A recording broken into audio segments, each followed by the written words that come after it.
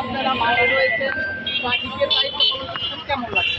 আমরা দেখতে পাচ্ছি যে এখন পুলিশ প্রশাসন এখানে নেই, রাস্তায় নেই। আর রাস্তায় না থাকার কারণে প্রচুর রাস্তায় বিশৃঙ্খলা হচ্ছে, অ্যাক্সিডেন্টের পরিমাণ বেড়ে যাচ্ছে। এই কারণে আমরা সব স্টুডেন্টরা হচ্ছে মানুষের প্রোটেকশনের জন্য, মানুষকে যাতে ভালো করে প্রোটেকশন দিতে পারি, সেই জন্য আমরা সকল শিক্ষার্থী আমাদের মানে স্কুল কলেজের কথা না চিন্তা করে আমরা মানুষের প্রোটেকশনের জন্য এগিয়ে আসছি। আর এটা করে আমরা সবাই খুব উৎসাহিত হচ্ছি।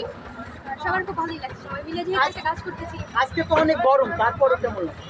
করতে হবে মানুষের জন্য, যেহেতু আমরা স্টুডেন্টরা যে সব পারি এটা বোঝাই দিতে হবে। এই কারণে আসছি। আমরা শুধু আজকে যে আমরা শুধু মানে ট্রাফিক কন্ট্রোল করতেছি এটা না, আমরা রাস্তার বিভিন্ন ময়লা টয়লা যা আছে এগুলো আমরা সকালে পরিষ্কার করে তারপরে এখানে আসছি। আমাদের অনেকগুলো টিম আছে, তারা সব কিছু পরিষ্কার করে তারপর আসছি। পাবলিক কি বলছে, সাধারণ মানুষ কি বলছে? সাধারণ মানুষ তো খুশি, রাস্তায় যাওয়ার সময় আমাদেরকে স্যালুট দিচ্ছে, ধন্যবাদ দিচ্ছে, এইটুকুই আমাদের পাওয়া। আমাদের তো আর কিছু যাওয়ার নেই।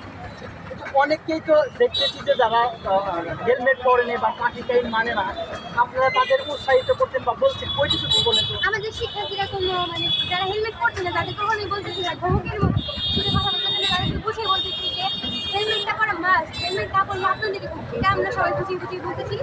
আর এটা বোঝানোর জন্য তারা উৎসাহিত হচ্ছে, আমাদের ভালো লাগছে। যেহেতু আপনাদের হাত ধরে দ্বিতীয় বিজয়, কেমন বাংলাদেশ চাচ্ছেন? আমরা এমন একটা বাংলাদেশ চাচ্ছি যে বাংলাদেশে কোনো দুর্নীতি থাকবে না। বিসিএস এর মতো প্রশ্ন কেন ফাঁস হবে বাংলাদেশে?